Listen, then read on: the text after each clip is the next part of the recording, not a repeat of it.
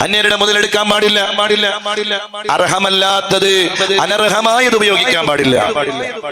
കളവ് ബടായി ഇങ്ങനെ വിടുക. റൂമെന്ന് യാത്രയിൽ ഒന്നും പാടില്ല. ശ്രദ്ധിക്കണേ. വളരെ ഗൗരവത്തോടുകൂടി ശ്രദ്ധിക്കണേ. അത് ശ്രദ്ധിക്കാൻ കഴിയുന്നെങ്കിൽ മാത്രം അങ്ങോട്ട് പോയാൽ മതി. ഹജ്ജിന് വേണ്ടി അവിടെ പോകുന്നവർ ചെറിയ തെറ്റുകൾ പോലും അവർ ശ്രദ്ധിക്കണം. വെറുതെ തർക്കത്തിൽ ഏർപ്പെടാൻ പാടില്ല. തെറി വിളിക്കാൻ പാടില്ല. അള്ളാഹു മൂന്നാമതായി പറയുന്ന കാര്യമാണ്.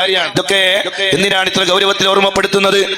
ലോകത്തിന്റെ വ്യത്യസ്തങ്ങളായ നാടുകളിൽ നിന്ന് ജനങ്ങൾ വരികയാണ്. നമ്മളൊരു കൂട്ടമായി യാത്ര പോവുകയാണ്. നമ്മളൊരു സംഘമായി യാത്ര പോവുകയാണ്. നമ്മൾ അള്ളാഹുവിന്റെ ഭവനത്തിലേക്കുള്ള യാത്രയിലാണ്.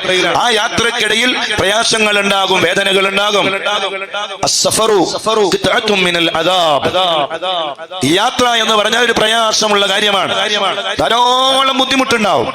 ബുദ്ധിമുട്ടുകളുടെ മാല